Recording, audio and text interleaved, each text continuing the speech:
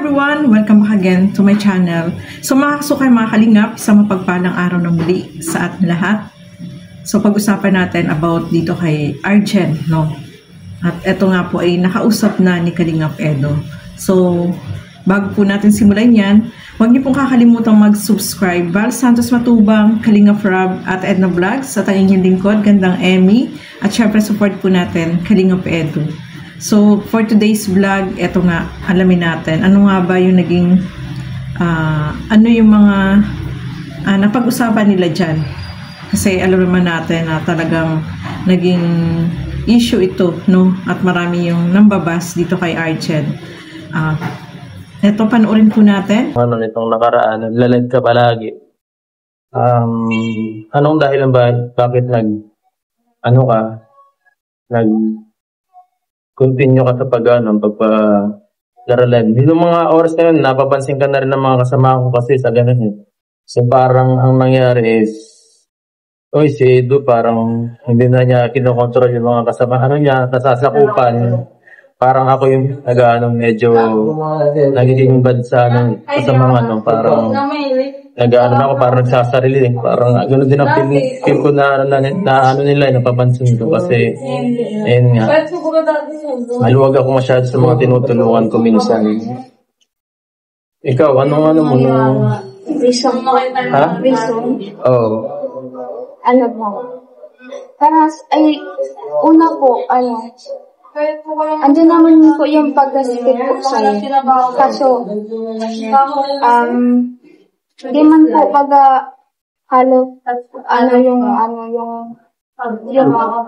hindi man po, ganun po. Pero hindi ko man po sinasabi yung kulang, ganun. Yung iniisip ko lang po kasi, yung pag-aaral ko din. Yun po. Kasi po, parang nagpasok po sa mindset ko na, what if ipagpatuloy ko yung YouTube. Parang konting tulong lang din po para sa bibigyan. Parang malaking tulong na din po yung para po sa pag-aaral. Simula maging parang safe yung maging parang yung safety nung yun din pagiging diretso nung pag-aaral mo saka hindi mo para yung sustento is parang kahit wala ako parang gano'n siguro naiisip mo na parang kahit bihira lang or para makapagdagdag man lang sa budget ka nung kasi po napag-isip-isip ko po yung last vlog baga na parang sabi mo nga po pero alam ko lang po kahit parang naisip-isip ko din po na sa dami po ng tinutulungan niya, parang hindi mo din po ma-balance yung kaya po, yun yung po po. Balance sa ayun po, yung sa dami po yung tinutulungan, po baga. May mga naiiwan or parang hindi na masyadong nababalikan or kagaya mo na at least siguro once or twice a month na lang nababalikan. So, naiintindihan naman natin yung gano'n pero okay lang naman po yung kasi alam ko naman po na habang tumatagal po is dumadami din po yung tinutulungan as a Kalingap Scouting. Pero naisip parang pumasok sa isip mo na ay dumadami na ni Kuya na parang baka mapabayaan na ako, ganun ba pumasok sa isip mo? Opo, ganun po. Pero may reason din po kasi parang, di ba po, habang dumadagdag din po yung... Humihina bigay, ganun. Hindi po sa bigay. Okay naman po yun. Kasi, syempre po, di ba po, kasi habang tumatagal din po, baga. Mas marami pa ang kailangan. Opo. Hindi po, yung mas madami pong na kailangan ka din po, baga. Yung tutulungan mo pa po na mas deserving na po din po sa amin. Yan ni Kalingap Edo, bakit nagtuloy-tuloy pa rin siya sa pag-vlog, no? Alam naman natin na kapag mga beneficiary talaga is bawal mag-vlog, no? Hindi siya pwedeng mag-vlog kasi nag-aaral pati siya, no? Mga kasukay, mga Kalingap. So, sabi dyan ni Arjen, inisip daw niya na ito ay pandagdag income para sa kanya, no? Kasi iniisip din niya na maraming tinutulungan itong si Kalingap Edo. Siguro, yung binibigay sa kanya ay talagang hindi sapat, no? Mga kasukay, mga kalingap. Kaya nag-iisip siya ng extra na pagkakakitaan. So, okay naman sana yun, no? Magkaroon siya ng extra income. Pero, wag yung pagbablog kasi nga, may rules na sinusunod, no? Ang kalingap na kapag beneficiary ka ay hindi ka pwedeng mag-vlog. So, pwede naman siyang live selling, no? Kasi, di ba, dati pinayagan siya ni Kalingap Edo na mag-live selling siya sa Facebook. So, yun lang yung alam ni Kalingap Edo na doon siya talaga nagpupokus sa pagla-live selling. Kasi, ano naman yun, income naman niya yun, no? Na pwede niyang pagkakitaan. Hindi naman niya kasi sinabi na doon siya sa YTs na magbablog, no? Gaya ng ginawa niya na habang naka-live siya ay nagmi-makeup siya. So, hindi magandang image po yun, no? Mga kasukay, mga kalingap, no? Lalo na yung buti sana kung beauty product yung inaano niya, no?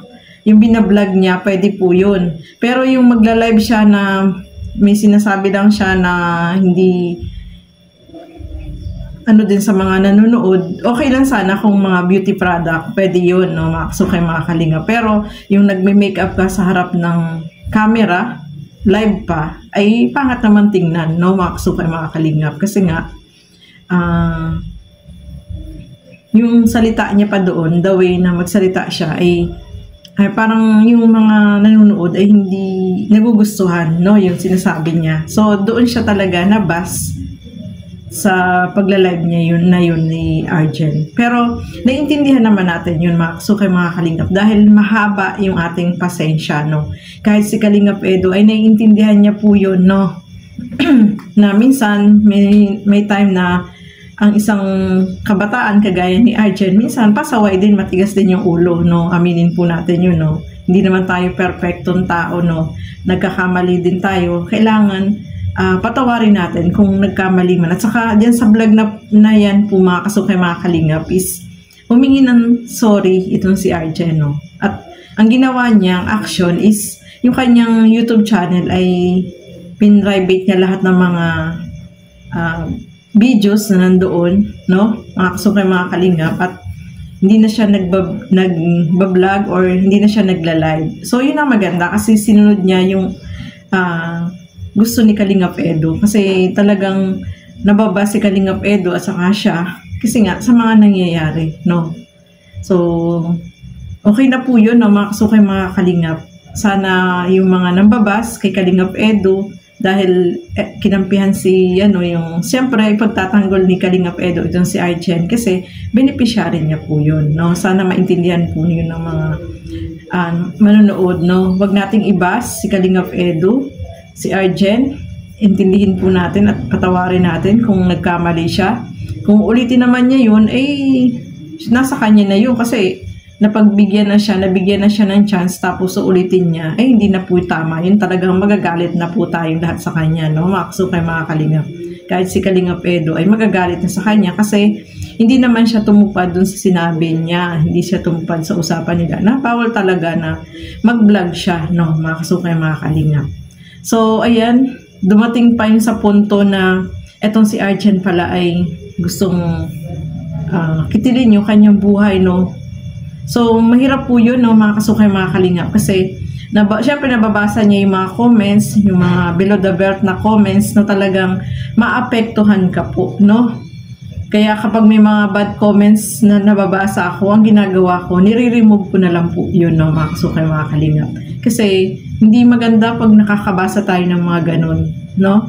Lalo na si Arjen, talagang apektado siya sa mga pambabasa kanya kasi hindi naman siya sanay sa social media na talagang marami yun ang babas at below the belt, talagang maapektuhan, may stress ka po talaga. Kaya sana yung mga nambabas dito kay Arjen, kay Kalingap Edo, ay wag na po tayo magbas, no? Kasi mahirap po yung mga gano'n na magbabas tayo sa isang tao na hindi naman natin totally kilala. Napapanood lang natin sa social media, no? At kung ano-ano yung mga sinasabi ng iba dyan, no?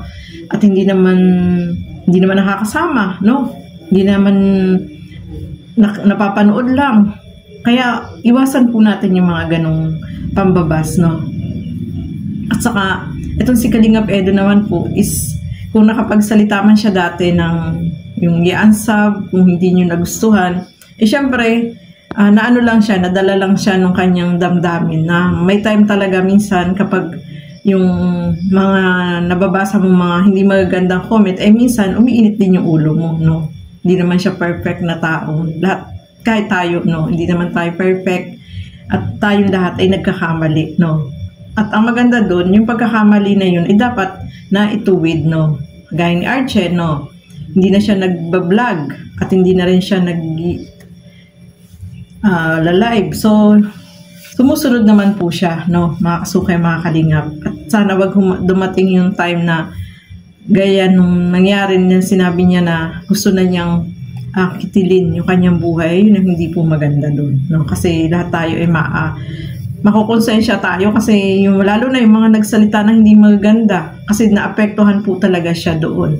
So sana love lang tayo, no, mga kasukay, mga kalingap. Iwasan natin yung mga hindi magagandang comments at hindi naman po yun talaga makakatulong, no? At kahit naman po sino ay may stress kapag nababasa po yung mga ganun.